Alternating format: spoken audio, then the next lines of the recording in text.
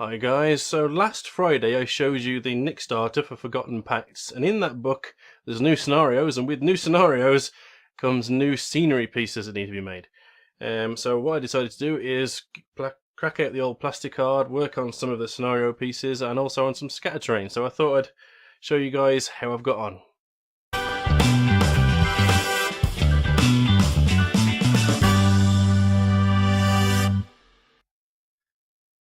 Okay, and here they are. So, what have I been working on? I've been working on some trapdoors and also a cart, and then I'll talk about what these are in the background in a little while. I'm just going to move the cart to one side. Look at these guys. So, on one of the scenarios, and also on a previous scenario, you need trapdoors.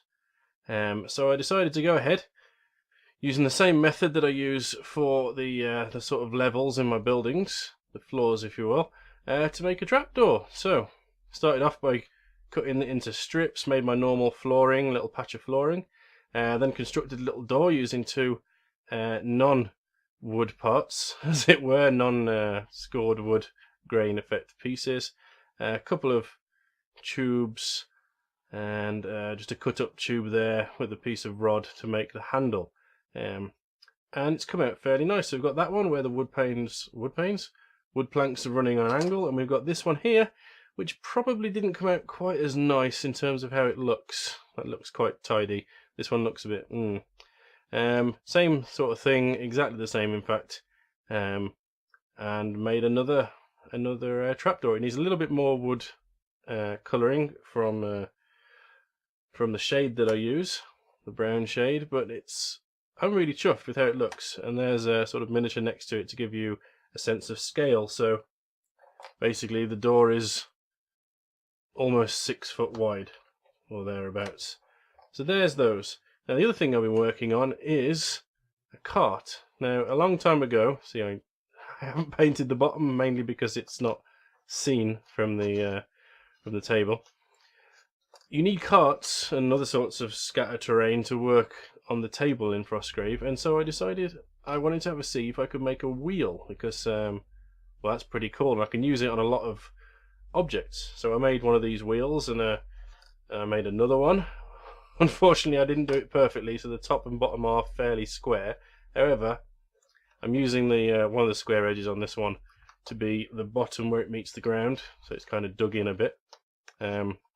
This again is made up of just plastic card sheets with the wood grain on. Same on these bits that go across. These are just doubled up bits. Tried to add some detail wherever possible. And yeah, I'm really happy with how that came out. I need to sort of decide on a place for this second wheel to go. I kind of like the idea of having it like that, but I'm not 100%. One of the cool things is you can just stick crates inside like that. And that makes it look awesome. So there's those two things that I've been working on, or rather that I've pretty much finished. One of the new scenario pieces that's introduced in Forgotten Pacts is telescopes. So that's what these are here. I'm going for some sort of steampunk-esque telescope. So I'm going to be building some kind of mount that sort of curves down to a platform with sort of cogs and gears that make it look like it would be able to rotate and whatnot. I need to sort out a lens, and I need to do some more detailing to this. Obviously I'll be doing the points where it mounts. And then I'm thinking of doing a bit that juts off at an angle, which would be the bit you look through. Now you need 6 of these. There's 3 for each player. I'm not doing 9, just because I'm not. I figured as well, if these come out fairly well, I can use them as my statues as well, because I don't actually have anything to stand in as statues at the moment. And why wouldn't a society of established mages have telescopes as their statues?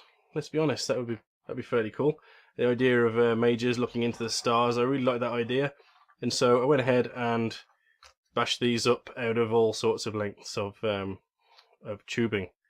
I need to, like I say, tidy that up with a lens and do some more work to it, but I'm really happy with how these came out. Now they are big. They're about as big as, in fact they're taller than my wizard.